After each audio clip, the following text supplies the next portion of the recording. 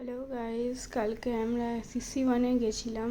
ওইদিকে একটু কাজ ছিল, তো আমরা এখান থেকে ফুড বে, একটা সি ফুড ছোট্ট ট্রাক আছে, এখান থেকে আমরা একটা মেনুই ট্রাই করেছি, কারণ বাকি সব মেনু রাত হয়ে গেছিলো বলে অ্যাভেলেবেল ছিল না।